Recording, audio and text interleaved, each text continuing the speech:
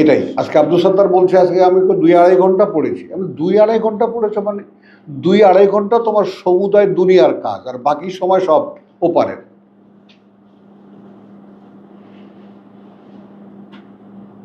আমি একবার এখন আমার জীবনে আছে কি আর? আমি একবার 7 পারা পড়ছি, তো আমি বলছি যে আজকে 7 পারা পড়ছি, তো ও আমারে বলতেছে যে এটা হড়বড় হয়ে যাবে না। হ্যাঁ, কিন্তু বাংলা আসলে তখন আমি পড়ছিলাম বাংলা, তখন তো মানে খুব মাইনিউটলি না, কি ঘটনা আছে সেটা দেখতেছিলাম। মোটেও না। তুমি ছিলা, তোমার কাজের মধ্যেই ছিলা, কারণ এটা তো আমাদের কাছেও পরিষ্কার যে বুঝটা উপর থেকে আসে। কথা বুঝছো? যতটুকু বোঝাবার, যতটুকু দেবার, আমার কাজ শ্রম করে। ইয়া ইউহান্নাস ইন্নাকা কাদিহ, হক হক আদায় করো। তুমি এক কঠোর শ্রমিক, শ্রম ছাড়া তোমার কিছু হয়? তাহলে কি হলো? ফাকাদহান ইলা রাব্বিকা, ইলা রাব্বিকা কাদহান। এখন তোমার প্রতিপালকের দিকে একটা শ্রম দাও, দিয়েছ? ও বলবে আমি এটা আর্টিকেল লিখেছি। শ্রম, শ্রম আক্ষরিক অর্থেই শ্রম। এটা কি একজন মানুষ নিজে সন্দেহাতীত হতে পারে আমার শ্রমটা হয়েছে? হ্যাঁ, তাহলে কোরআন বলেছে শ্রম দিতে, রাত্রে দাঁড়াও বলেছে। সেখানে তো যাকে বলতেছেন উনি কিন্তু 3 ভাগের 2 ভাগ রাত দিয়ে দিয়েছেন, অর্ধেক রাত তো ছিলই। বললাম তো কথাটা, কিন্তু ওটা তো আমরা স্পেসিফাইড করি একজন ব্যক্তিকে। এখন কোরআনে ওই কথাটা থেকে গেল কেন? যদি ওই এক ব্যক্তিরই থাকলো, যে সে ব্যক্তিকে যখন উঠিয়ে নিয়ে যাবেন তারপর তো ও কথাটা থাকার কথা না।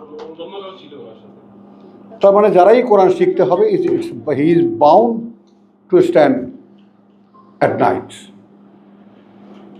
রাত্রে তোমাকে দাঁড়াতেই হবে, কোনো বিকল্প নাই এর,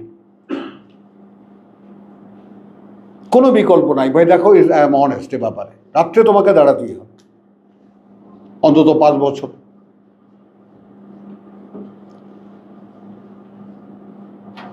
ভাই সম্পর্কটা তো হোক, সম্পর্কের বাস্তবতাটা তো দেখো।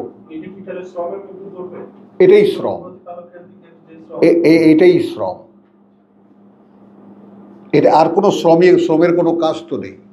আর প্রতিপালক যখন তোমাকে এগ্রি করে নেবে তখন ঘুম পাড়ায় রাখবেন। বলো, প্রতিপালক যখন হা বলবেন তখন বলবেন এসো এসো এসো, এসে তো ঘুমায় থাকো। তার মানে পৃথিবীর নষ্টামির সাথে তোমার আর কোনো সম্পর্ক নেই।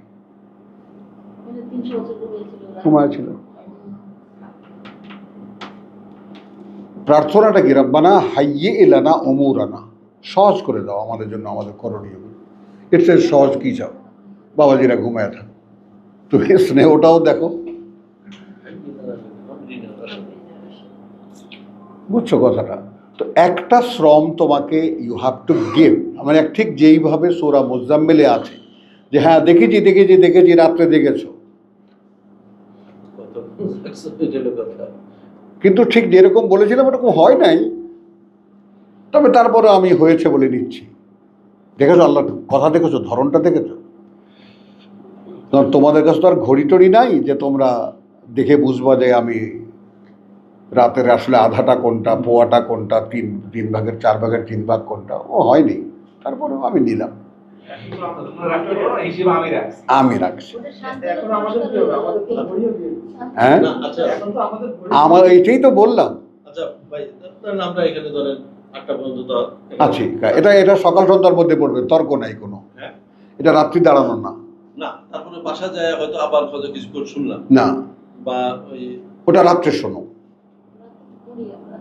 আবার না, ওটা রাত্রে শোনো, সকাল সন্ধ্যার কাজটা এখানে আনবা না। সকাল সন্ধ্যা একটা অসাধারণ কাজ তোমরা করছো, যার কোনো তুলনা নেই এই পৃথিবীতে। কিন্তু রাত্রে দাঁড়ানোর সেটা 1 ঘন্টা দিয়ে প্র্যাকটিস করো। 1টা ঘন্টা তুমি নিজেকে একদম কসম খাও বা একটা শপথ করো নিজের সাথে, আজমিল উমুর, 1 ঘন্টা তো দাঁড়াই, যে আমি 1 ঘন্টা দাঁড়াবো। তারপর সেটাকে 1/4 ঘন্টা করো, 1.5 ঘন্টা করো।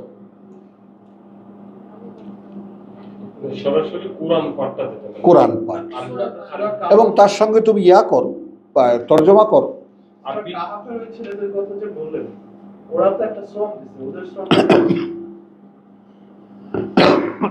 কারা সূরা তাহা কাহাফের যে যুবকদের কথা বলছেন, কাহাফ কাহাফ ওটা তো আল্লাহর কাছে একটা শ্রম দিয়ে সামনে যেতে বলছে না? নো, কোনো শ্রম নাই।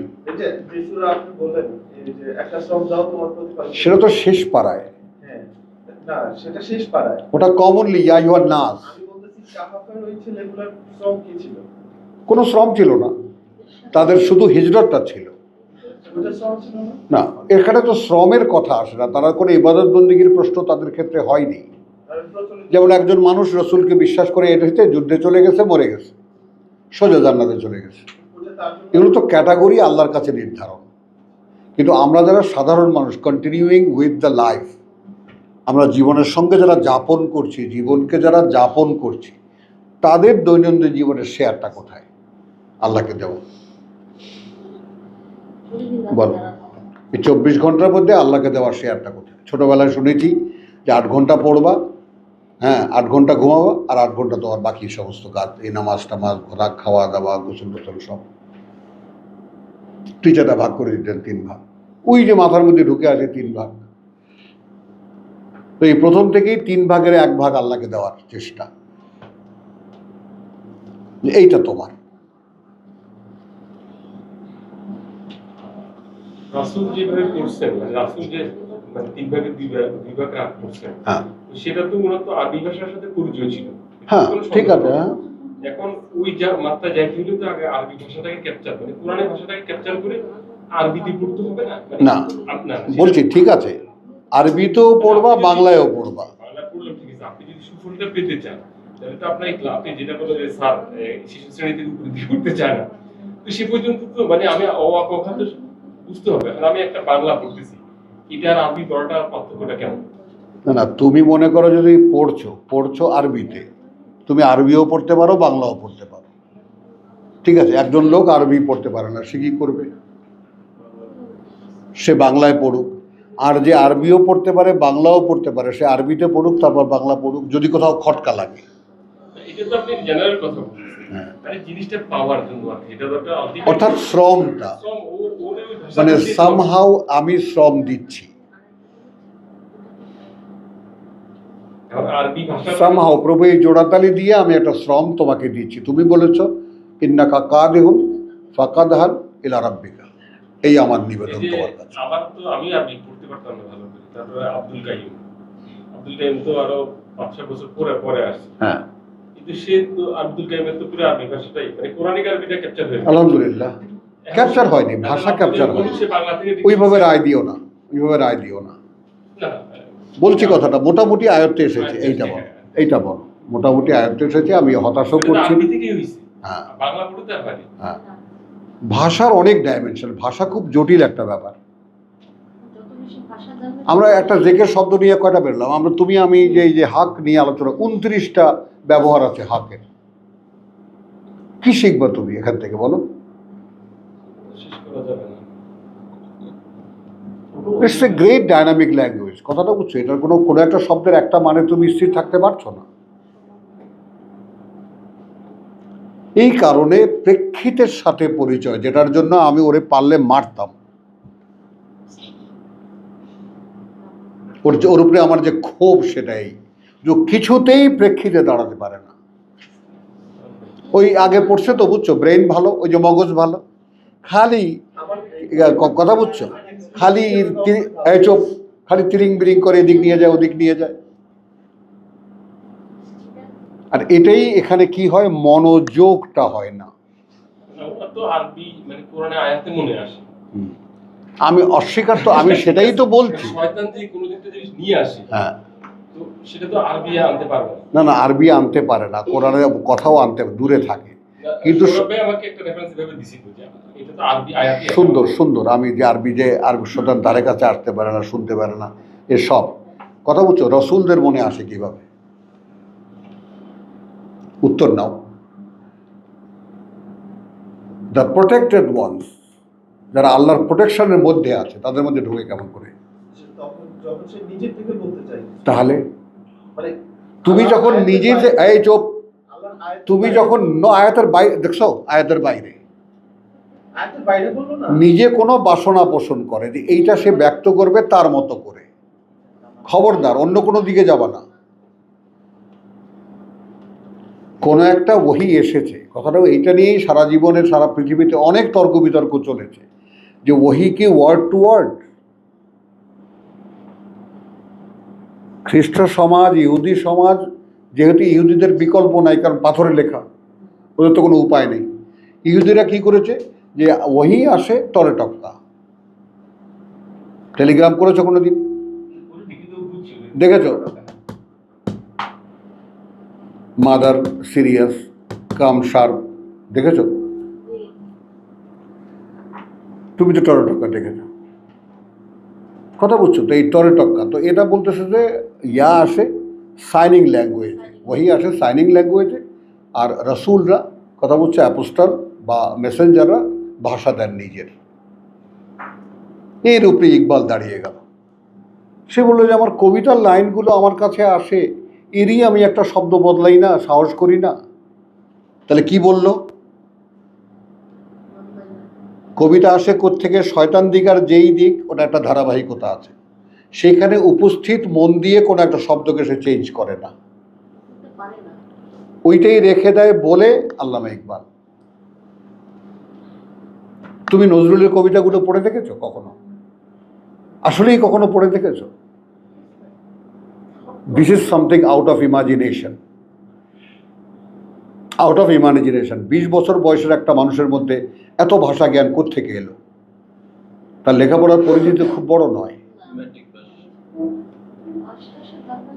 This is called revelation.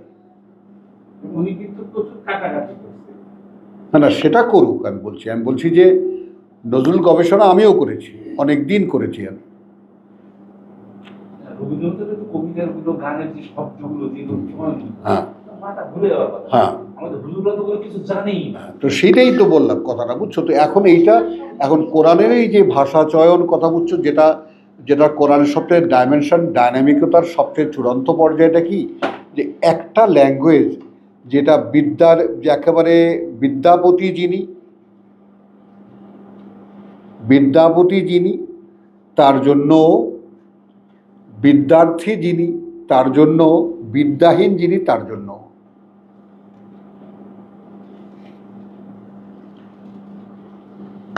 কথা বুঝছো? একেবারে আলেম যিনি, অভিজ্ঞ যিনি, হাকিম যিনি, তার জন্য, যিনি আলেম তার জন্য, যিনি জাহেল তার জন্য। How can maintain the flow of the understanding? কি করে সম্ভব এটা?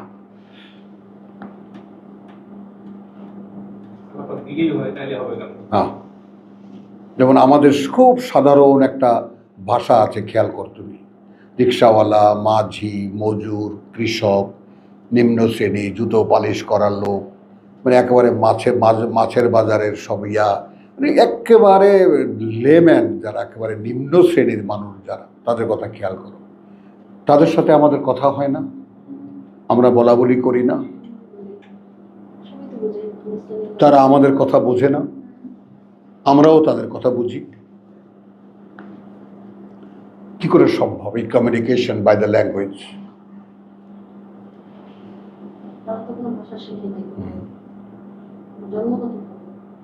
বুঝছো, আমরাই কি করি, আমরা নিজেকে ডাউন করি, বিলো করি টু কমিউনিকেট ফর হেম। যদি আমি অভিজাত হই, তাহলে আমি আমাকে নিজেকে স্ট্যাটাসকে নামিয়ে এনে ওর সাথে কমিউনিকেট করি প্রয়োজনের জন্য।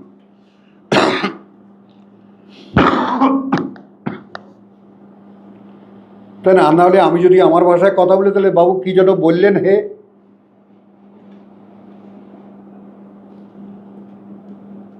বুঝিসনি আমি কি বলেছি? না, বুঝতে পারনু নে, কি বুঝবা? বুঝতে পারনু নে, বুঝতে পারিনি। মানে এই ভাষাভাষীর লোকের সাথে তুমি কিভাবে কথা বলবা? বুঝছো তো? এই যে একটা জটিল অবস্থার মধ্যে, তো এখান থেকে ছেকে একেবারে তাবাইয়ানা রুশদ, এই যে তাবাইয়ানা রুশদ, তুমি এই কথাটা নিয়ে যদি একটু গবেষণা করো, তুমি অবাক হয়ে যাবা যে রুশদকে বাইয়ান করা এটা আল্লাহর পক্ষেই সম্ভব। মানুষের পক্ষে সম্ভব না। বলো দেখি আমি যতটুকু সেন্টেন্স বলেছি, ওইটা না, তুমি আমি যতটুকু বলেছি বাংলায়, হ্যাঁ সম্ভব না। মানে what is the exactly the truth, সঠিকতা আসলে কাকে বলে, ওটা মানুষের পক্ষে, মানুষের সাধ্যের বাইরে। এখানে মানুষের চয়েস এসে যাবে, কোয়ালিটি এসে যাবে, কথা বলছো, শ্রেণী এসে যাবে, বিলঙ্গিং এসে যাবে, কোন সমাজের সে। আর আল্লাহ, হ্যাঁ, তো সে না সেরকম না, নিজেকে রাখতে পারে না, হতেও পারে না, হওয়াও সম্ভব মানে না। মানুষ ঝুঁকে থাকে কোনো একটা। হ্যাঁ, মানে কোনো একটা দিকে, কোনো একটা দিকে সে। আমরা ওই আমাদের শুক্রবার দিনে আমার এক জীবন্ত আমাদের বাসায় একটা চর্চা ছিল, খাসির গোশতের ঝোল আর তোমার পোলাও, কথা বুঝছো, তখন তো খাওয়ার যাওয়ার অ্যাবান্ডেন্স, কথা বুঝছো, হ্যাঁ, তাহলে অ্যাবান্ডেন্স অফ দ্য ফুডস। তো ওই মাছি, খুব প্রচণ্ড মাছি ছিল তখনকার যুগে, মাছির যুগে এত মাছি যে একেবারে মানে মুখ হা করলে ওরা যেন মুখে ঢুকে যাবে, ছিল না সেই মাছির যুগ। হ্যাঁ হ্যাঁ, দেখো, হ্যাঁ ভাই, যে সমস্ত ভ্যারাইটি অফ মেডিসিন স্প্রে, বুঝছো তো। এই আব্বা আসতেছেন এখান থেকে নামাজ পড়ে নি, পড়ছে না, আমরা মাটিতে সবাই বসে আছি, বসেছেন, এই মাছি পড়ছে, মাছি পড়ছে ঝোলের মধ্যে, কি দাঁড়া দাঁড়া দাঁড়া, তো একটা ডানা এরকম কাট করা, দেখো তুমি কোন লিকুইডের মধ্যে মাছি পড়লে দেখবে একটা ডানা কাট করা, তারপর ওঠাও। এগুলো তো সাধারণ গান, এটা কোনো একটা খুব বড় একটা তত্ত্ব, এটা আমি এটা এভাবে বলছি না। ওই যে আর এক ডানায় তার শেফা,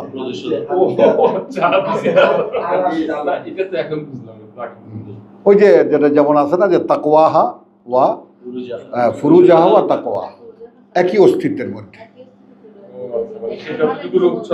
হ্যাঁ, অতটুকু শেফা ওখানেই আছে, বুঝছো তো। এইরকম যে কত কিছু, কোরআন একটা জ্ঞানের ভান্ডার, হাকিম, ইয়াসিন আল কোরআনুল হাকিম, যেটা আল হাকিম, এই আলিফলাম দিয়ে আল হাকিম একমাত্র আল্লাহ আর কোরআন। তাহলে এইরকম একটা মাধ্যম আমাদেরকে দেওয়ার পরেও যদি যোগাযোগ না করতে পারি, তার সাথে সখ্যতা না হয়, তার সাথে সম্পর্কটা না করতে পারি, তাহলে সেই ব্যর্থতার খেসারত আল্লাহ নেবেন কেন? বলেন। আমি ডেকেছিলাম, তুমি আসতে পারোনি, সব তোমার ব্যাপার।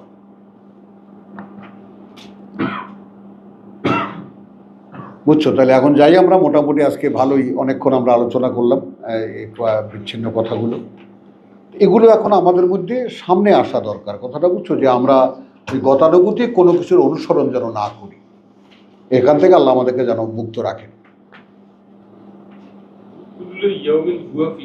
হ্যাঁ, প্রতিটি দিন তিনি নব অবস্থায়, আমাদেরকে তো প্রত্যেকটা মুহূর্তেই নতুন কিছু আলিঙ্গন করতে হবে, তো প্রতিনিয়ত পরিবর্তন হ্যাঁ হতে হবে। দেয়ারা,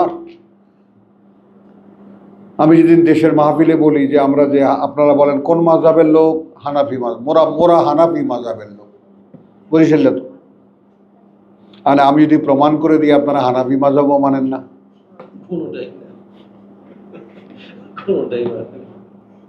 হানাফি মাযহাবের নামাজ জানেন কিরকম পড়তে বলছে? হানাফি মাযহাবে নামাজে রুকু সেজদায় তসবিহ বদলায় করতে বলছে, কারণ একঘেয়েমি হয়ে গেলেও তসবির কোনো মানে অন্তরে ঢোকে না। ইমাম আবু হানিফার কঠিন নির্দেশনা, খেয়াল করুন। তাহলে তসবিহ কোথায়? তসবিহ তো গোটা কোরআন। সেই যে সুবহান রাব্বিয়াল আলা, সুবহান রাব্বিয়াল আযীম, হ্যাঁ 15 বছরে আর এটা চেঞ্জ হলো না, চলছে, ওটা একঘেয়েমি হয়ে গেছে, এখন সেটা সোয়ান হয়ে গেছে। হ্যাঁ, অথচ তসবিহ গোটা কোরআন, তুমি যে কোনো আলহামদুলিল্লাহ আলহামদুলিল্লাহ আলহামদুলিল্লাহ, আল্লাহু আকবার আলহামদুলিল্লাহ রাব্বিল আলামিন, আলহামদুলিল্লাহ রাব্বিল আলামিন, আলহামদুলিল্লাহ রাব্বিল আলামিন। ওঠো। রব্বি আউযু বিকা মিন হামাযাতিশ শায়াতিন, রব্বি আউযু বিকা মিন হামাযাতিশ শায়াতিন। রুকুতে বলো, সিজদায় বলো, ওঠো। তসবিহ এক হবে, হতেই পারবে না। তাহলে তসবিহও এক, আয়াতও এক।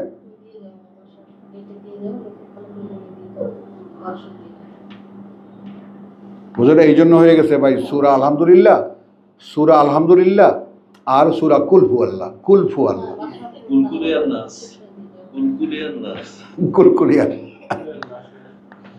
তিন কুল। তিন কুল। এই যে নামাজের জন্য কি শিখছো? আলহামদুলিল্লাহ আর কুলকুলিয়ার নাস। আচ্ছা 17-13টা একটু দেখবেন। বলেন।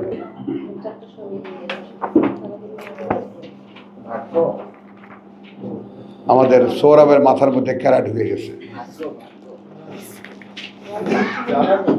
না না, জানার জন্য না, বলেন।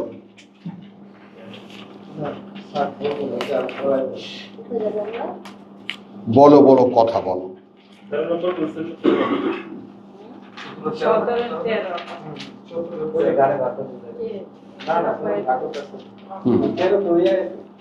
বলো।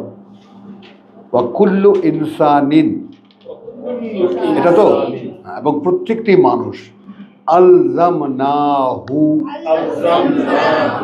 আচ্ছা, এইখানে এই যে ইলজামের ব্যাপারটা বা আলজামনাহু লাগিয়ে দিয়েছি আমরা তার গলায় ঝুলাইয়ে রাখিয়েছি, এটা শব্দ ঠিক না। ইলজামের মানে কোনোভাবেই ঝুলানো কিছু না, এটা তো বোধের জন্য বলা হচ্ছে। চিপকানো, চিপকানো। আলজামনাহু মানে চিপকিয়ে দেওয়া, লাগিয়ে দেওয়া, সেটে দেওয়া। হ্যাঁ, সেটে দিয়েছি তাকে, সেটে দিয়েছি তাকে। তয়েরাহু, এখন এই তয়ের বলতে সৌভাগ্য দুর্ভাগ্য তার দুটোই আসবে। তো এরা দিয়ে কিন্তু দুর্ভাগ্য আসছে না, আসুক, সৌভাগ্য আসবে। আসবে। কথা বলছো ফি অনুকিহি। হ্যাঁ, তারপরে একই ক্রিয়াশীলতা, একই বলো, একই ক্রিয়াশীলতা, সেটা তুমি ভালো কাজেও ব্যয় করতে পারো, মন্দ কাজেও ব্যয় করতে পারো। ওইটাকে তুমি যদি তয়েরাহুকে যদি অশুভ চক্র এক জায়গায় দাঁড়িয়ে থাকো তাহলে হবে না, দুটোই হতে পারে, দুটোই হতে পারে। যেহেতু এটা আমার গলার অঙ্গের সাথে লাগানো, সেট করা আছে গলার সাথে, গলার সাথে ইনসার্ট সেট করে দিচ্ছে কিতাব আকারে। খিতাব আকারে। ইনসার্ট। মানে এটা কি কোনোভাবে 50-এর আমার যেটা হ্যাঁ। আপনার শয়তান যদি না না, ঠিক আছে, না ঠিক আছে, ওটা ঠিক আছে, ওটা ঠিক আছে। 50-এর ওই যে না, ওটা নাফস অন্য না, নাফস টোটাল বডি। নাফস বলতেছে না। হ্যাঁ, যেখানে আপনার ওই যে বলতেছে আল্লাহ, দুইজন আছে লিখতেছে, আরেকজন আছে সদা প্রস্তুত, সে যাই বলতেছে সেটা রেকর্ড করতে। হ্যাঁ, ওইটা কি এটা ও না, ওটা না, 16 না। 17 এটা একদম বডির সাথে, এটা ওইটাই তো কিতাব আকারে বের করে দিচ্ছে। না, ওটা অন্য জিনিস। সে যাই বলতেছে, যাই হচ্ছে, তার মানে দেহটাও সাক্ষী, এটাকে নিচ্ছ না কেন?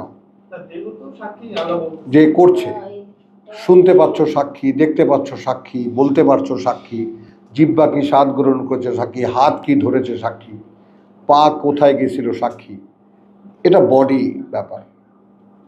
আবার ওটা আসলে এখানে যে কণ্ঠের সাথে তো, হ্যাঁ, ওইখানে বলা হচ্ছে যাই সে বলতেছে লিখে ফেলতে। হ্যাঁ, না, ওটার সাথে আসবে না, ওনারা আলাদা, সেপারেট। ওনারা তো এটা তোমাকে আমরাও অনেক আলোচনা করেছি, শুধু তোমাকে স্পেসিফিকলি না, ফেরেশতারা সাক্ষী, নাহনু আউলিয়াউকুম ফিল হায়াতিদ দুনিয়া। তার মানে তারা সাক্ষী এই অর্থে যে আমরা যাকে স্যালিউট করলাম তারা আসলে কাজটা করছে কি, ওয়াই। ওই জন্য সার্বক্ষণিকভাবে আল্লাহ রেখে দিয়েছেন তাদেরকে। আবার যারা আউলিয়া, কথা বলছে শয়তানকে যারা আউলিয়া নিচ্ছে তাদের সাথে নিশ্চয়ই ফেরেশতা থাকে না, মনে হয় জানো,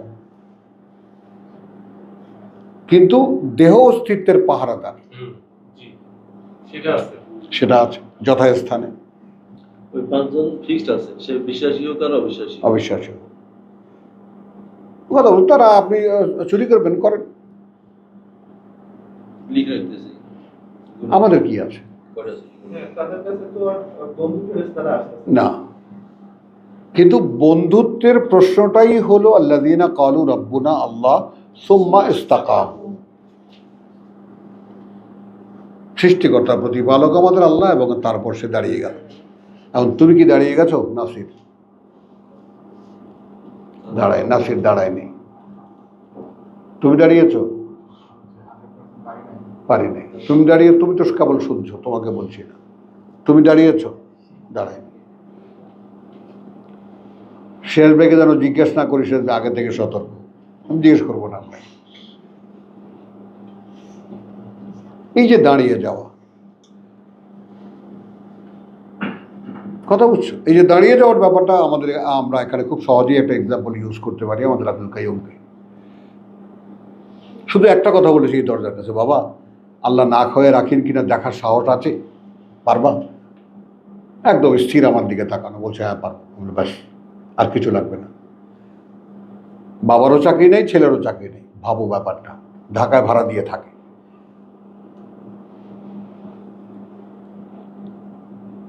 and he took this challenge. মানে কত দ্রুত কোরআন আল্লাহ তাকে দিয়েছেন তুমি কল্পনাও করতে পারবা না। এবং এইটা কোনোভাবেই আব্দুল কাইয়ুমের শ্রমের সাধনা, শ্রমের ফসল নয়। It's a gift. এবং এই জন্যই বারবার সাবধান করে যে এই যে পরম পাওয়া, এটাকে তুমি রাখবা কিভাবে, সেটা বাবার তোমার ব্যাপার।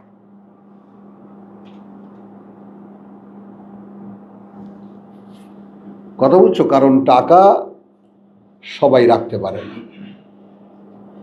এই এক মূর্খী আছে, মূর্খী, আর আমি এক মূর্খ।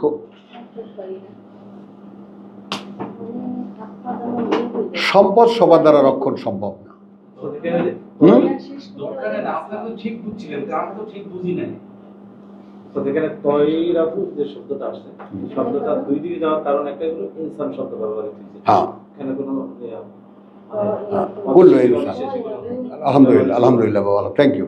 কুল্লু ইনসানিন আলজামনাহু তায়রাহু ফি উনুকিহি ওয়া নুখরিজু লাহু ইয়াওমাল কিয়ামাতি কিতাবান। এবং আমরা বের করব তার জন্য বের করবো একখানা কিতাব, একখানা লেখা, ইয়ালকাহু মানসুরা। সে তাদের বিস্তারিত দেখতে পাবে, সে সব বিস্তারিত লেখা আছে। এটাই আমলনামা। আর এটা আমলনামার যে ব্যাপারটা, আমরা কথা বুঝছো, আমরা কি মনে করি ডানে যে লিখছে, বাঁয়ে যে লিখছে, কথাটা বুঝছো? এখন এটাতে আমরা এখন জয়নিংটা কিভাবে করবো? জয়নিংটা এভাবেও করতে পারি, লিখে তারা এখানে জমাচ্ছে। না, ওখানে তো আলাদাই করা আছে। ঠিক আছে, ওই দুইজন আলাদা। আর আরে বাবা রাখো না, একটু কথাটা নেও না। আমি বলছি যে এটার সাথে আমরা মিলাবো কিভাবে? কারণ ফেরেশতারা রেসপন্সিবিলিটি, লং রেসপন্সিবিলিটি নেয় না। এটা এসে গেল ফেরেশতা। আবার ফেরেশতার ক্যারেক্টারটা কি? তারা এই বললেন, এই করলো, শেষ।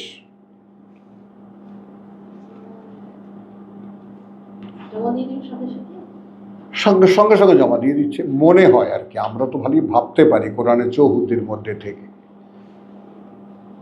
আজকে এটা করলে তুমি, বাস এখানে জমা দিয়ে দিল, কাহিনী, আজকের কাহিনী তাদের শেষ। বিকালবেলা চলে গেল তারা। ফিরিয়ে নেয় বলছে আল্লাহর কাছে। হ্যাঁ, আল্লাহর কাছে তো ফিরিয়ে নেওয়া হয় বললো। বুঝলে না? মানে আমল কাজগুলোই যে ফিরিয়ে নেওয়া হয়, এই যে নিয়ে চলে যাচ্ছে, তারা ওখানে গিয়ে রিপোর্ট দিচ্ছে। রিপোর্টগুলো ফিরিয়ে নেওয়া হয়। হ্যাঁ, রিপোর্টগুলো ফিরে যায়, তাদের কাহিনী শেষ। বডিতে যেটা জমা থাকলো, কথা বুঝছো, আমরা এখানে বডির সাথে আমরা যেটা মেলাতে চাই, তুমি যে একটা জটিল কোশ্চেন তুমি অ্যারেঞ্জ করেছো, সেটা হলো যে আমরা জুওয়াজাতিল আনফুস, আমরা ওই জায়গায় আটকা, যে নফসগুলোকে জুড়ে দেওয়া হবে। এটার মানেটা কি? পেন ড্রাইভের মধ্যে কিছু একটা just ঢোকাই দিল। তাহলে সে where is that pen drive? জ্ঞানটা শব্দটা আসছে। আরে বাবা, where is that pen drive? যদি কোরআন এটা বলে আলজাম না হু, আপনারা কি পেন ড্রাইভে লিখছে? আধুনিক ভাষায় হ্যাঁ, এগুলো লিখছে। বুঝছো জিনিসটা তো? পেন ড্রাইভ যদি আমরা ধরে নিই, অনুকি তার গলায় পেন ড্রাইভ আছে, না, এটা তো এখন সেই পেন ড্রাইভ যেমন ও যেটা ফেলে দিয়েছে সেটাও হতে পারে। না, এটাকে ঠিক বস্তু আকারে হইতে হবে তো এমন না। না, যেভাবে বলছি আর কি। ফেরেশতারা আছে, ফেরেশতা তো কোনো শনাক্তকরণ মানে পৃথিবীটাকে শনাক্ত করতে পারে না। এখন গলায় গলায় শেকল পড়া, কোথায় গলায় গলায় শেকল পড়া? ডান্ডা বেড়ি পড়ানো কোথায়? Is it visible? ইয়াসিনে কি পড়েছো? মক্কার লোকদের গলায় গলায় ডান্ডা বেড়ি পড়ানো, শেকল দিয়ে পেঁচানো, কোথায়? এটা তাহলে দেখাও যায় কিন্তু দেখানো যায়, নিজে দেখা যায় কিন্তু অন্যকে দেখানো যায় না। হ্যাঁ, নিজেও দেখা যায় না। নিজে দেখা গেলে তো লাভ দিয়ে চিৎকার করতো যে ভাই আমাকে রক্ষা কর। নিজে দেখতেছে এটা আলাদা দেখায়। এখন এই ডান্ডা বেড়ি দেওয়া জেলখানার কয়েদি তো দেখোনি দেখেছি। তুমি তো- আমার নিজে না গাড়ি থেকে নামাই ছিল যে আমার শিশু ভাই জেলখানার ডক্টর ছিলেন, জেলে ছিল। জেলখানার ডক্টর। ও আচ্ছা আচ্ছা, বুঝছো তো। আমি তো আমার কথা বুঝছো, ডান্ডা বেড়ি পড়া লোকদের সাথে থাকা হয়েছে। কিভাবে তারা ওটাকে ইজি করে নিয়েছে তুমি কল্পনা করতে পারবে না। বসায়, শোয়ায়, হ্যাঁ, হাঁটলে ছনছন করছে, বুঝছো তো। ওইভাবে ডান্ডা বেড়ি পড়ানো মানুষগুলোর যে বোধ বুদ্ধি সব কিছুকে সম্পূর্ণ একেবারে মোহর মেরে তালা লাগিয়ে দেওয়া হলো। এরপরে তারা এই জ্ঞানহীনতার মধ্যে নিজেদেরকে অ্যাডজাস্ট করে নেয়। জ্ঞান এইটি ডান্ডা বেড়ি। ধাতস্থ হয়ে যায়। জ্ঞানহীনতাইতে তো ডান্ডা বেরি। না না, ওটা তো হলো আক্ষরিক মানে অর্থে, কথা বুঝছো। কিন্তু আমি বলছি তার সাথে সে অ্যাডজাস্ট করে Adjust নেয়। নিয়েছে। নেয়। এইটা হলো ডান্ডা বেড়ি। কৌতূহল থাকে না। না, তার কোনো কৌতূহল থাকে না। ওই যে ঘুটঘুটে অন্ধকারের মধ্যে ঢুকে পড়লো না তো পেরোনোর দরকারই নেই। হ্যাঁ, দোলা হইতে থাকে। এইটা হলো ডান্ডা বেড়ি। ওইখানেও সে ভালোই থাকে। ভালোই থাকে, বুঝছো। এখন এইখানে ছোট্ট একটা কথা, একদম এরপরে আর একটা কথা উঠাবো না, মনে থাকবে। সেটা হলো যে পশু আর মানুষের মধ্যে পার্থক্য কোথায়। দে হ্যাভ সেন্স, তাদের ঘ্রাণ শক্তি আছে, তীব্র ঘ্রাণ শক্তি আছে। তাদের একজনের র্যাডার তো কল্পনাই করা যায় না। পিঁপড়া কেমন ওই জায়গায় চিনি আছে কেমন করে এখানে বসে বুঝলো। ওদের তো যেটা যাচ্ছে ভাই, পিঁপড়াদের সময় উপর খারাপ মতো রাখা আছে না, হ্যাঁ বলো, গেলেই তো এরকম ঘ্রাণ শক্তি বা ইমাজিনেশন মানে প্রাণীদের কল্পনাই করা যায় না। যেমন বললাম 2000 কিলোমিটার বেশি যে অ্যাবিলিটি, হ্যাঁ। উটের 2000 দূরে লু ফর্ম হয়েছে, 2000 কিলোমিটার দূরে, সে টের পেয়ে যায়। এখানে তার র্যাডার আছে। নাসার অন্ধ্রে একটা পর্দা আছে, বিজ্ঞানীরা ইন্ডিকেটও করেছে যে this is the radar of his body. মাছি দিয়ে দেখা যাচ্ছে। হ্যাঁ, কাঁঠাল ভাঙলো কোথায়, আপনি কাঁঠাল ভাঙতে মাছি আসে। তাহলে বুঝছো। হ্যাঁ, তো এরকম প্রত্যেকটা ইনস্টিংক্ট, এটাকে আমরা কি বলবো, বেসিক ইনস্টিংক্ট অফ বডি, যেটাকে আমরা ইংরেজিতে বেসিক ইনস্টিংক্ট বলি। এই যে আমাদের এই যে মানে রিপুগুলোকে তুমি ভাঙো, লোভ, লালসা, কামনা, বাসনা, কাম, ক্রোধ, এই যা কিছু আছে সবগুলোকে একত্রিত করো। এটা দিয়ে যখন দেহ পরিচালিত হয় তখন এটা আসলে কি হলো, বেসিক ইনস্টিংক্ট। এটা বুঝছো কথাটা? রিপু, 6 রিপু বলতে পারো কাকে বলে? এটাই ধর্ম, এটাই মানুষের ধর্ম। এটাই, এটা পশুত্ব, কিন্তু এটাই মানুষের ধর্ম, কিন্তু আমরা তো মানুষের ধর্ম বানাইছি ইসলাম। ইসলাম। বুঝছো, এখন কি হলো আমাদের সঙ্গে, দেখো, রিপুর সঙ্গে ইন্দ্রিয়ের সম্পর্ক, রিপুর সঙ্গে ইন্দ্রিয়ের সম্পর্ক। রিপু হলো দেহ সংগঠনের মধ্যে যে সেন্টার, সেটা রিপুর একটা কেন্দ্র। এটা নিয়ে বিতর্ক আছে। এটা সেন্টার অফ দ্য সেন্সেস, কথা বুঝছো। মানুষের যে বলি এটাকে, মানে ওই যে সেন্সরি বলে না, কালকে যেটা আমরা সেন্সরি বলেছি, আসলে যে মগজের সামনে, যেটা মগজের সামনের পোর্শন, যেটা ছোট্ট, সেঞ্চুরি। কথা বলছো না? দাঁড়া, আমি শব্দটা আসবে, আমার মুখে আসবে, খুব খুব চর্চিত শব্দ আমার, কথা বুঝছো। এটা মানে তোমার হাড়ের যে দেহের রগ, তারপরে তোমার গিয়া শিরা উপশিরা, না শিরাও না, স্নায়ু, Sensory, like- নার্ভ সেন্টার হলো থাকে কপালের মধ্যে। নার্ভ সেন্টার কোথায় থাকে? এই কপালের মধ্যে ছোট্ট একটা গোল্লা আছে। এটা কিন্তু ইসের বাইরে, মগজের বাইরে, মগজের সাথে লিঙ্কড। এইখানে কপালের মধ্যে এটাকে বলে, এটাই হলো ঝোঁক প্রবণতা। একদিকে ঝুঁকে পড়ি না, এইটা করতে ইচ্ছা করে, ওইটা করতে ইচ্ছা করে, যে ঝোঁক প্রবণতা, যে মানুষ ঝুঁকে পড়ে একটা কিছু করার জন্য, দেখা যায় ঝোঁকটা বেশিক্ষণ থাকে না, থাকে না, মুহূর্তে কেটে যায় সেটা। এটা হলো সেন্স। কারণ ঝোঁক যদি আমাকে কোনো খোরাক না দিতে পারে, বলো, ঝোঁক যদি আমায় কোনো খোরাক দিতে না পারে, তাহলে সেখানে মগজ ইনভলভ হয় না। আর মগজ যদি ইনভলভ না হয়, তাহলে দেহ কাজ করে না।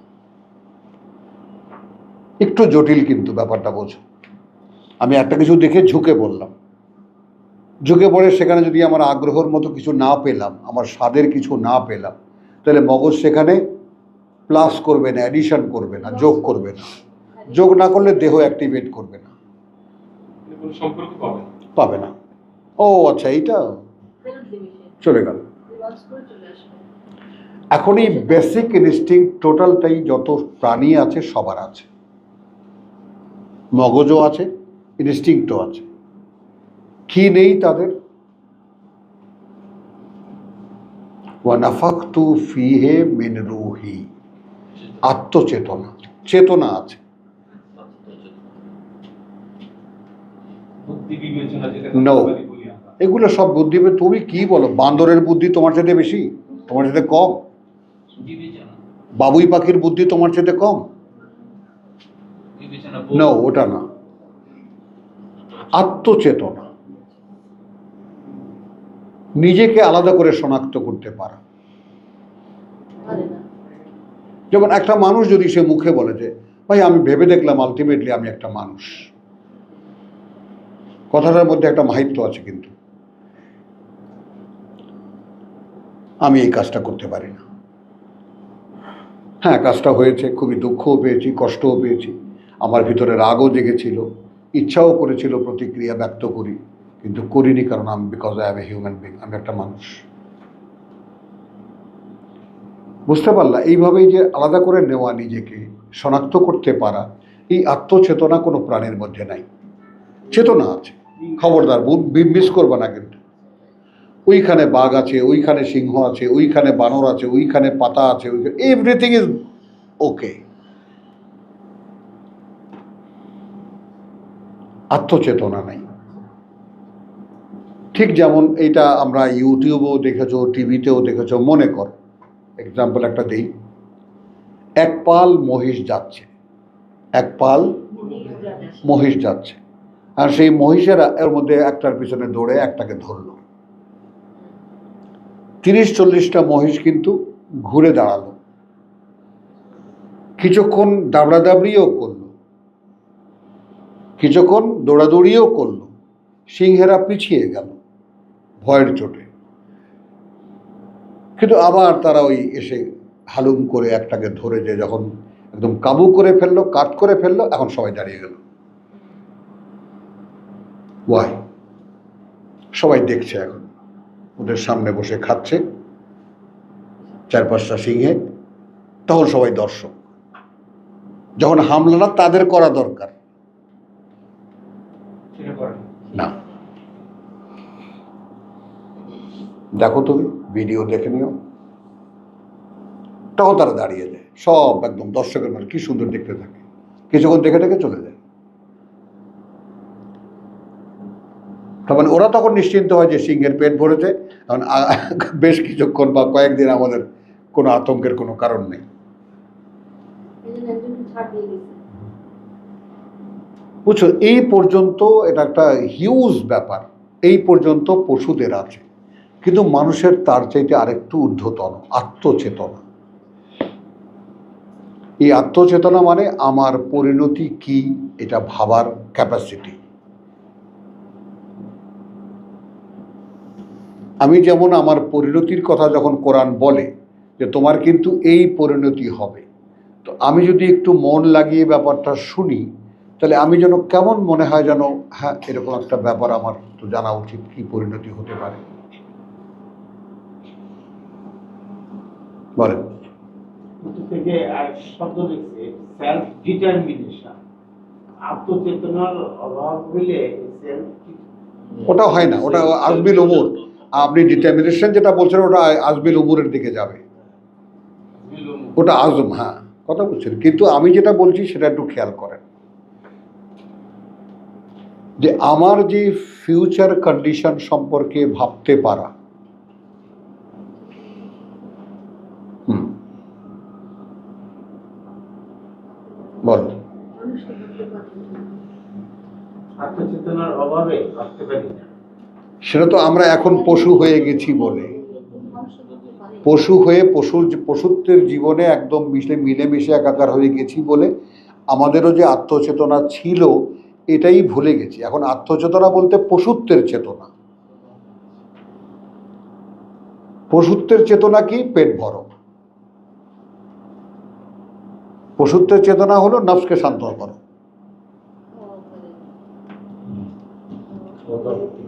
এটা তো মানুষের আত্মচেতনা নয়। মানুষের আত্মচেতনার সবচেয়ে বড় যে ব্যাপারটা, সে সবসময় কাজের পরিণতি ভাবে।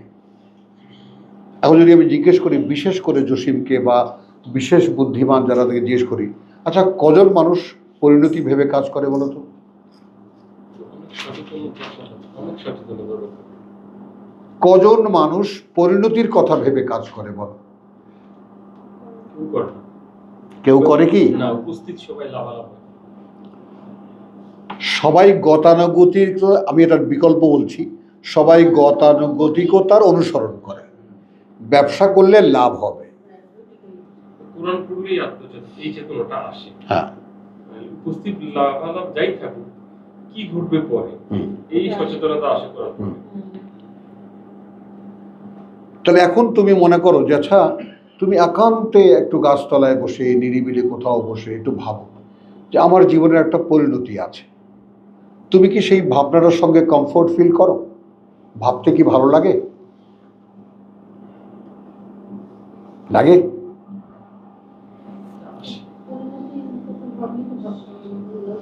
দেখো, ভালো মন্দের কথা কিন্তু বলছি না আমি, কিন্তু আমার এই জীবনের একটা পরিণতি আছে, সেটা সম্পর্কে তুমি কতক্ষণ ভাবতে পারো? নাজির তো পারবো না 2 মিনিটও।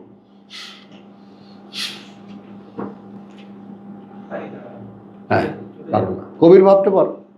ভাবতে পারো না।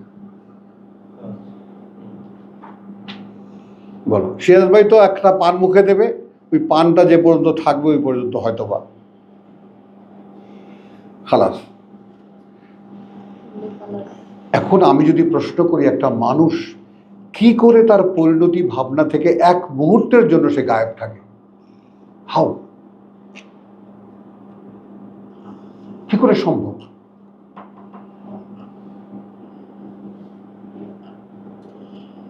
কি করে সম্ভব যে তোমার আত্মবিলুপ্তি এমন ভাবে ঘটেছে যে তুমি তোমার নিজের জীবনের পরিণতি সম্পর্কে ভাবতেও পারো না?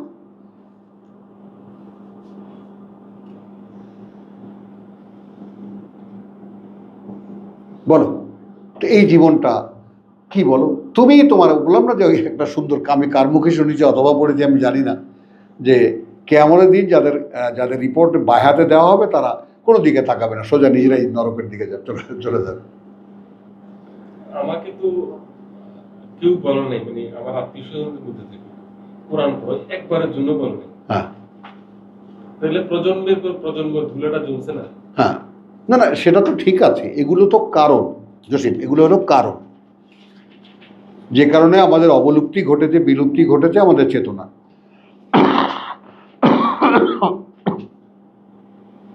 কথাটা বোঝো। কিন্তু যখন তোমাকে গুঁতো দিয়েও ঘুম থেকে জাগানো যায় না, সেই অবস্থাটা বুঝতে পারো? দেখতে পাচ্ছি। আমাদের এখানে স্যাম্পল আছে, কিন্তু তোমরা সকাল 10টা-11টার দিকে আসবা, এসে 1 বালতি পানি ঢেলে দেবা, তারপর দেখবা ঘুম ভাঙে কিনা। না, তারপর এক পাশে আর সরে যাবে, ও খালি দেখবে যে কিছু একটা হয়েছে হয়তো। হ্যাঁ,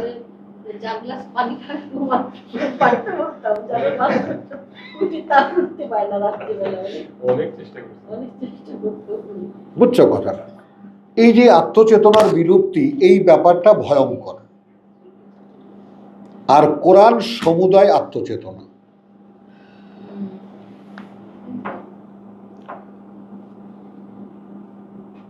সেই একেবারে ঘুমিয়ে গেছে, কথা বুঝছো? ক্লান্ত হয়ে বা শ্রান্ত হয়ে আমার গানের বুলবুলি ওই যে আছে নজরুল গীতির উস্তাদ, তাকে জাগাও। যেমন এই কথাগুলো তারা রাত্রে কথা বুঝছো কি জানো, ওই যে তাদের পিঠ আলগা হয়ে থাকে, আনিল বাদা যায় বিছানার থেকে আলগা, হাও কি করে সম্ভব? পরকালের কথা চিন্তা করে না না, ওটা কতখানি পরে মাপো। না, পরকালের কথা চিন্তা এটার দৈহিক কার্যকারণ যদি এই হয় যে সে শুইতে পারছে না স্থির হয়ে,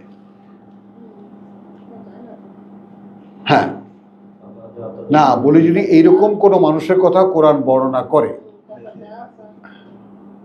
শুইতে পারে না, আচ্ছা ঘুমাইতে পারে, ঘুমাইতেও পারে না, যাক তাও ভালো।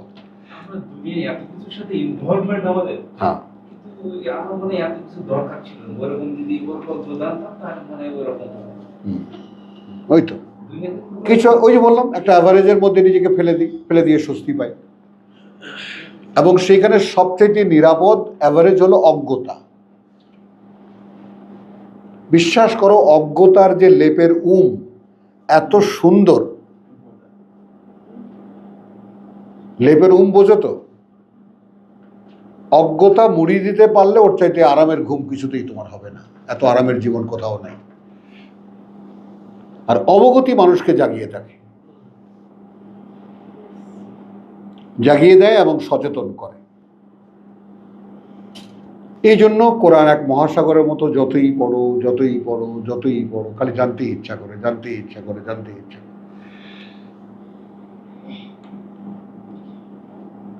সেটা কি করে নাসির সাহেব?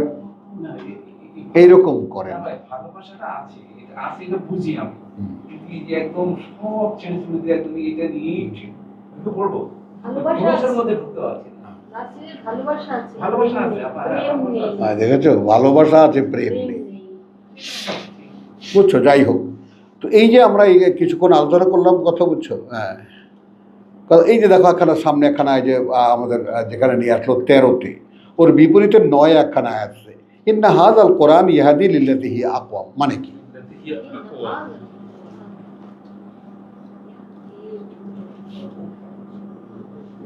তর্জমা করা হয়েছে সেই পথ দেখায় যা পুরোপুরি সোজা ও রিজু।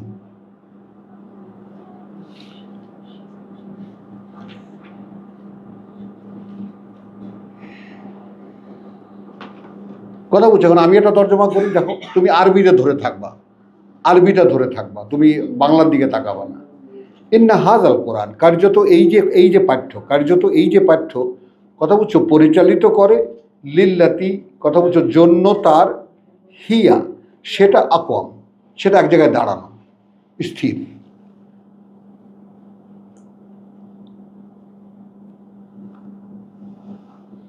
অবিচল স্থির। একটা মানুষের এই যে কচু পাতার মতো, যে কচু পাতায় আমরা মানে তাই না, কচু পাতার পানি যেমন আমরা টলটলয়মান, সেটাকেই স্থির অবস্থায় নিয়ে আসে, একটা জায়গায় দাঁড় করায়। এখন তোমার দেহ সত্তা, যে আমরা এই যে ইসের কথা বলছিলাম, যে নার্ভ সেন্টারের কথা বলছিলাম, কথা বলছো, স্নায়ুর গোছা যেখানে, এখান থেকেই সমস্ত বডির স্নায়ু, কথা বুঝছো, মানে হয় সেন্স, অর্থাৎ তোমার মশা কামড় দিয়েছে, স্নায়ু তোমাকে বলে, বুঝো, স্নায়ু এ কন্ট্রাক্ট, দেহের সাথে চূড়ান্ত কন্ট্রাক্ট, যেটা একদম সর্বব্যাপী যে যোগাযোগ মাধ্যম, সেটা স্নায়ুর দ্বারা, নার্ভ যেটাকে আমরা বলি, বুঝছো?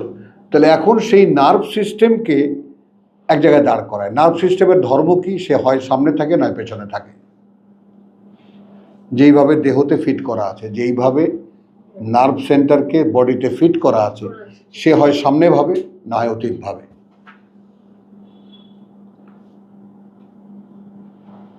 সে হয় অতীত চর্চা করে, না হয় আগামীতে কি হবে এটা। এখন আগামী আর অতীত যখন পৃথিবী কেন্দ্রিক হয়ে যায়, বলো তখন কি হয়? অতীতে আমি না খেয়ে থাকতাম,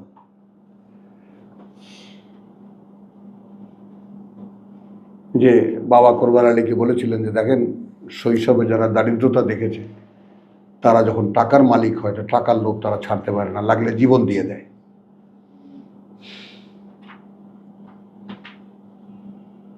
আমার সামনে চিন্তাই হচ্ছে মতিঝিল, হুম?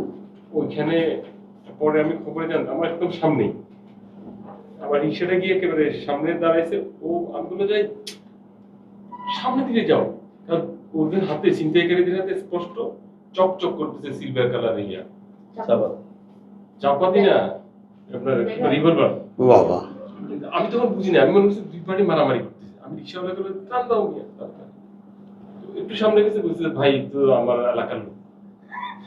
আমি তখন দিছি চিৎকার জোরে, কিন্তু আমি চিৎকার দিয়েছি ঠিক আছে, কিন্তু তারা দেখলাম যে আমি আমার চিৎকার শুনে যায় না সেভাবে, সেও নামছে তখন রিক্সাওয়ালা।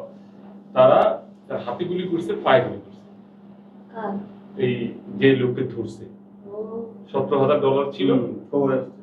$17,000 ছিল, নিয়ে চলে গেছে। আরো বিভিন্ন মুদ্রাও ছিল, $17,000 ছিল, নিয়ে চলে গেছে। তার হাতে ওর দিকে বেশ শক্তিশালী লোকটা, হাতে মানে মাসেলে গুলি করছে পায়ে, যাতে ছেড়ে দেবে। ইয়া আল্লাহ, আলহামদুলিল্লাহ, রক্ষা করো।